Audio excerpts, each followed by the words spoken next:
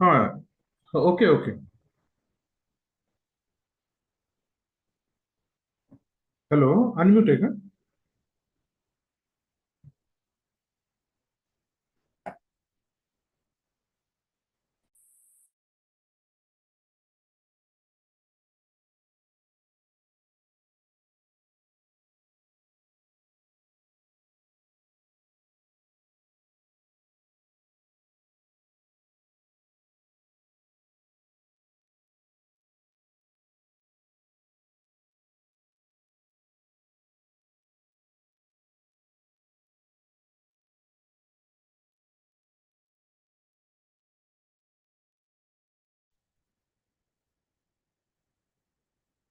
So can we wait for 5 minutes and then we'll start, sir? Hello? Yeah, I'm okay. Not an issue.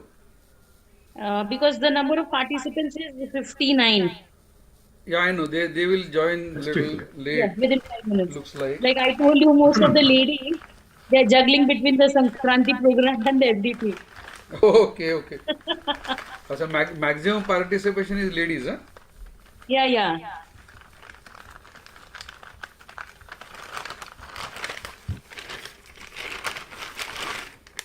There is some background noise. Madam, once introduction is over, we will mute the participants. No problem. Right now, I have unmuted Yeah, them. yeah, that will do. Yeah, So yeah, how yeah. generally how are you taking the attendance? Uh, we are floating the So we Google are Forms. sharing the feedback form, Acha, okay. and then we are making compulsory the participants to fill the feedback, so that Feedback as well. automatically Acha, their okay. attendance will I be see. marked. So because feedback is again one of the mandatory things. Right, right, right. Good. So we are catching them like that. So I'm just actually removing my blurring. So are you able to still see my this thing properly? No, right now we are able to see the screen shared by Parkay, sir. Oh, Uh, acha, acha. Nee, okay. If in the view, yes, yes. Your screen, that is photo, that is, it's yeah, okay. yeah, I know. Are you able to see me well, right? Yes, yes. And I just wanted to show, if I'm going to just show this box, will you be able to see it properly? Yes, sir. It is visible. No problem, sir. Just if you pin me, maybe side by side that will come. Correct. First toggle switch, and then there are two more knobs are there, No, and the no. name I'm on that I'm is just installed. showing. If you see my video, just pin Yes. me. No. If you pin my video, Okay. now you will be able to see.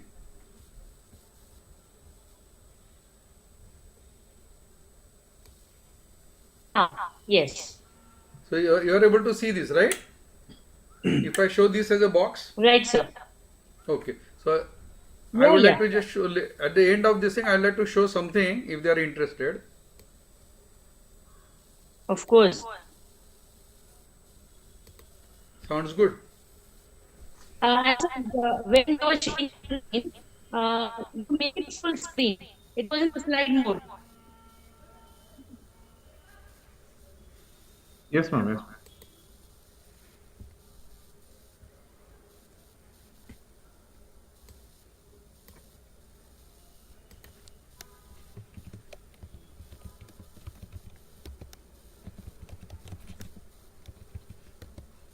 Your video is paused. Uh, Parkay, sir. Are, No, no. It's visible now, I think. Okay. I okay. am making full screen now. Yes.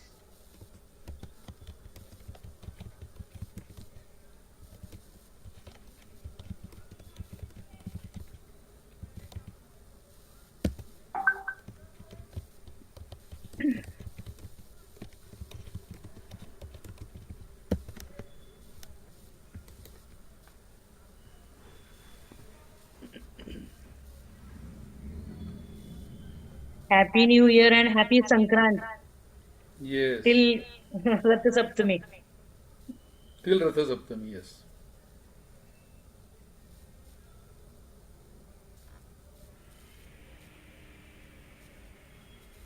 We'll wait for another 2 minutes and then we'll start, sir. Yeah, yeah. We can start when as the people actually will start getting into the role. I don't know what was the maximum count yesterday?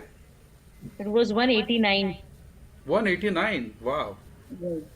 And that happened when? At 7 Immediately the o'clock? session started. No, no, no. As soon as at 6 o'clock. Okay. And at the end, it was 159 something. Very good. Hoping for the best. So I said we will wait for 2 more minutes.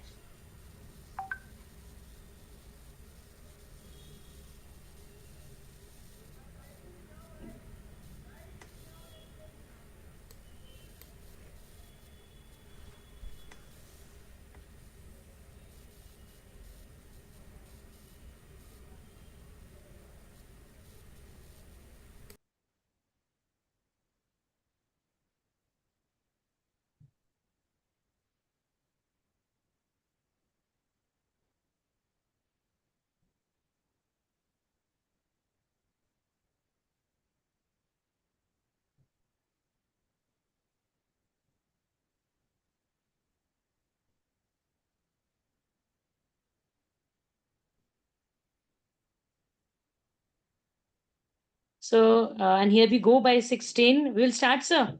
Dashram, yes. Just start with your introduction. Yeah, we will start with that. Um, so, a warm and hearty welcome to all the participants and most the speaker, the host, today's host.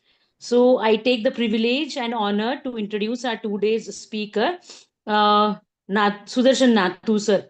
He is a visionary leader with over 4 decades of experience in semiconductor design, embedded systems, and technology consulting.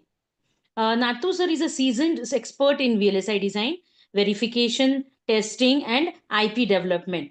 He has successfully built and led high performance technical teams, driving execution excellence for global customers. As a co-founder and managing director of Nital Computer System Private Limited, which was established in 1993, he pioneered semiconductor product development, more specifically in Maharashtra, creating world-class solutions like IEEE 1394A, then USB 2.0 and PCI Express test and development tools. Nital became the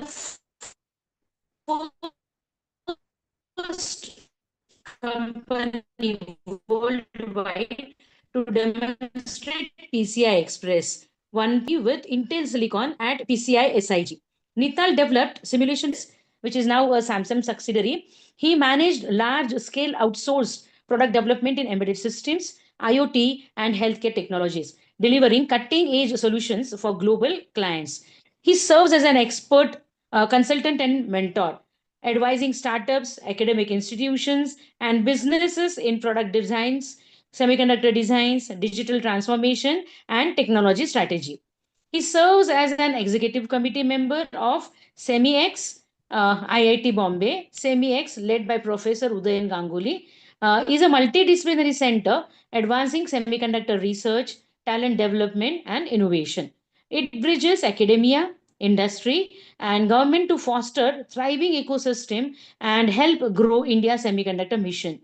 He is also on the core committee of MCCIA, that is MICA's SEDG, that is Semiconductor Ecosystem Development Group, working on building semiconductor ecosystem in Pune area. He is member of Semiconductor Association of Pune and participates in various activities and on industry veteran. About the education and technical expertise, he's done his MTech from IIT Mumbai. He's done his B Electronics and Telecommunication in COP Technology He is a semiconductor IP development, VLSI design and verification, and embedded system expert. Along with that, digital and analog custom electronic design, IoT and Industry 4.0. He is also expert in high-speed board design and SI expert. He has developed FPGA-based boards for defense, DLRL, ECIL, and NAL. Uh, Technical leadership and team building, strategic execution for global clients. He is also expertise in that. About the key achievements and contributions, he is co-founded Nital Computers, a pioneering semiconductor solutions provider in Maharashtra. He's led the development of world-class semiconductor tools adopted by leading global companies. He's played a pivotal role in IT and software expert growth in Pune, serving on STPI's executive board. About the business leadership and global execution, as VP at Harman Connected Services, he spearheaded outsourced product development for top tier clients in embedded IoT and healthcare domains. So he successfully transitioned business during the various mergers and acquisitions and integrating varied teams. About the mentorships and academia, he is professor of practice at COEP Technology, Innovation Club member at APCOER, Sweri, and Terna Engineering College. He is industry mentor for C414, that is Center for Industry, guiding digital transformation for enterprises. He's contributed to engineering curriculum development through various working on Board of Studies of Pune University and COEP Technology University and postgraduate research guidance. He's contributed in setting up Center of Excellence in Advanced Electronic Manufacturing for SMT at COP and also conducted trainings at SMT lines. About the awards and recognition, he has got the award of Yasho Kirti Puraskar, which is honored by Computer Society of India, the Nashik chapter for contributions to information technology. Plus, he has got the Vocational Excellence Award, honored by Rotary Club of Pune, Southeast for professional excellence in engineering and IT. About the industry engagement and leadership roles, he is founding member for Software Exporters Association of Pune, board member of Electronic Cooperative Estate Pune. He served on multiple government and industry committees, PMC, DIC, Government of Maharashtra, MCCIA, and Customs. He's on advisory roles in semiconductor research, VLSI design, product development, and digital transformation initiatives. Then SEMEX, IIT Bombay, he's executive member of, and then he's member of Semiconductor Association of Pune. So really, we are very proud, and it's our honor, sir, for accepting our invitation as a speaker. So let's welcome the technology strategist, semiconductor and embedded system expert, business leader, SEMEX executive IIT Mumbai, and MICA ACDG member. Over to you, sir. Thank you once again. Thank you very much, madam. Uh, so can I share now my presentation? Yes, sir. Yeah. So hearty welcome to all the participants from various institutions. It's really nice meeting you people here, online mode. I wish we could have met all of you in person somewhere. Okay. I'm just going to share my PowerPoint presentation and let me know if you are able to see it well. Right? I hope everybody is able to see that.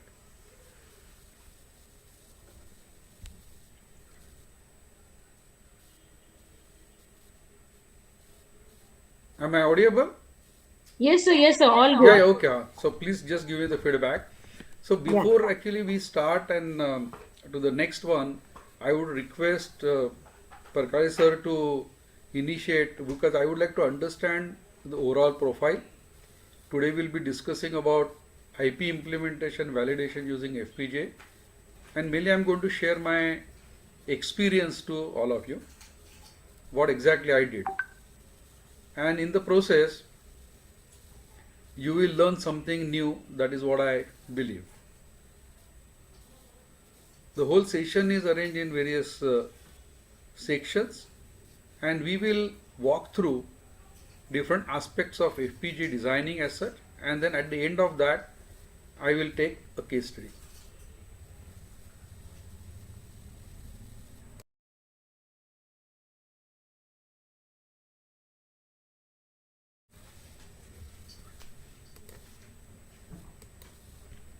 Anyway, so let's skip to the next slide.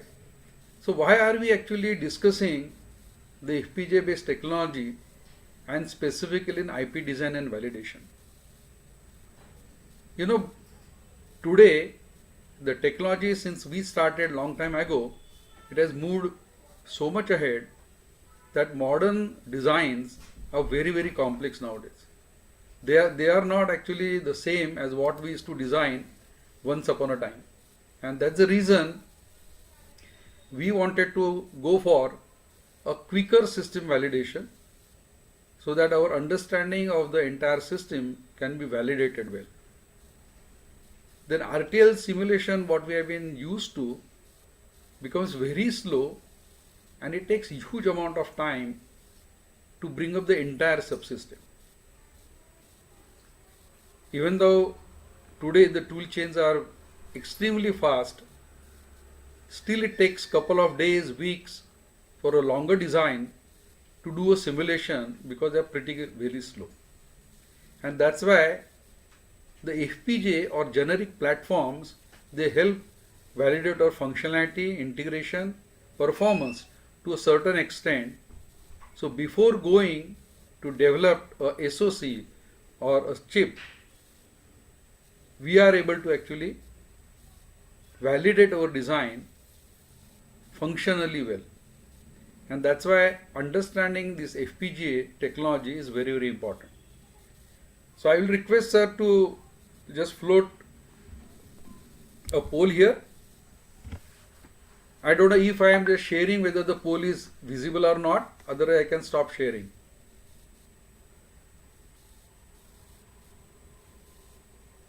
Sir, please stop the sharing. Stop the sharing. Okay.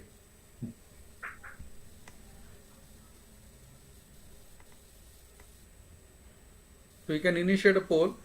So friends, what I would like to understand is where exactly all of you stand in designing these FPGA technologies. So this is a poll, and I would like to understand how many of you have really worked on FPGA design implementations before.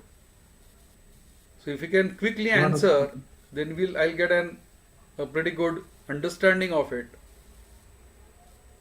So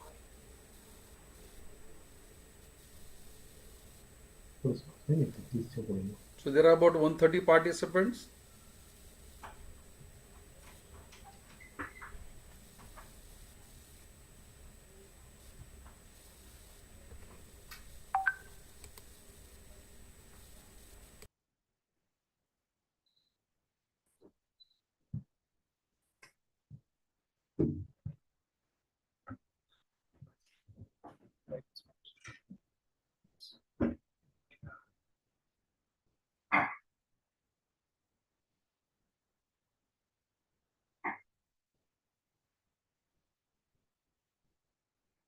And it looks like only 39 people have responded to the question.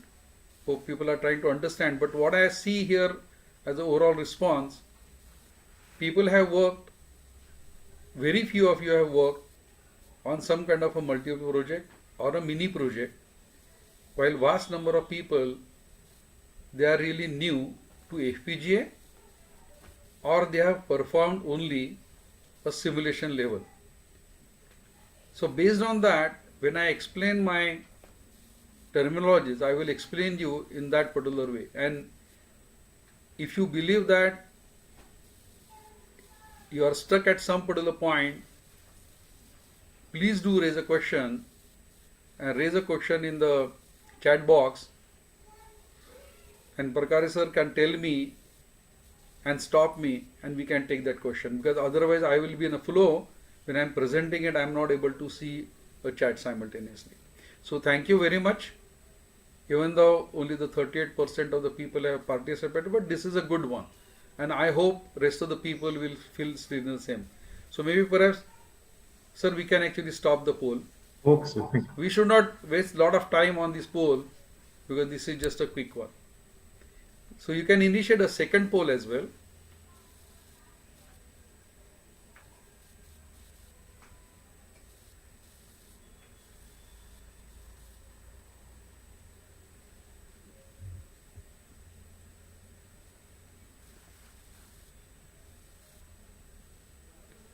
The second question is, have you ever developed or integrated an IP core? I know that most of the people might have not done based on the response what you have given in the previous one.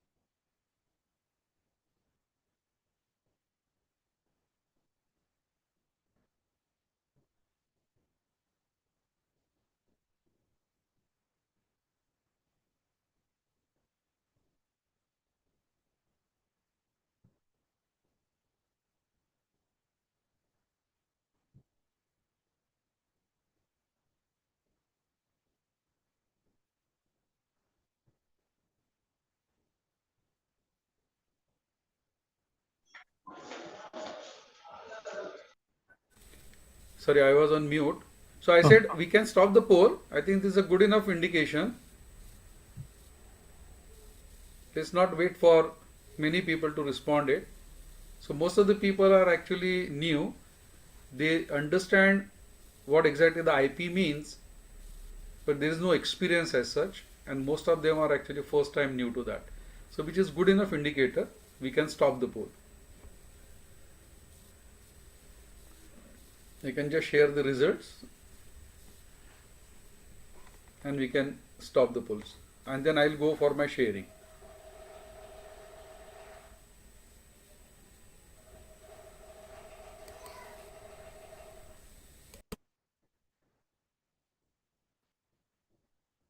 You are muted, sir.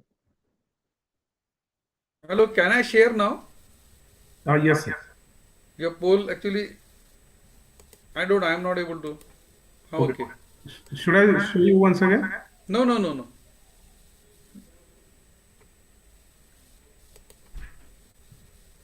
I don't know why this poll is not going back. Okay. Yes. Fine. Everybody can see it now. So now we have understood what exactly this. So let's try to understand where exactly from my point of view all this has started. I will share about what exactly the Nital was doing or what it was, but this is a slide I came across very recently and found that we incorporated in 1992 and Nital was incorporated in 93 in Pune, and we are the first company in VLSI Semiconductor to work in Maharashtra in 1993. So which was an early tech startup, deep startup what you can say.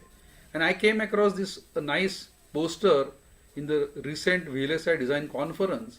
If you see a roadmap of Pune semiconductor industry, you will see there is only one name, Nital, starting there, and rest of the people they came around 2000, 2005, 2006, and early few people, one or two people, those who were there around 96, 97, they were working to a limited extent in the AC as such. So we really started and we got an opportunity to work on cutting edge technology which was happening at that point of time in the world, and very few people in the world used to work, and Nital was part of that entire global team working from Pune, India here.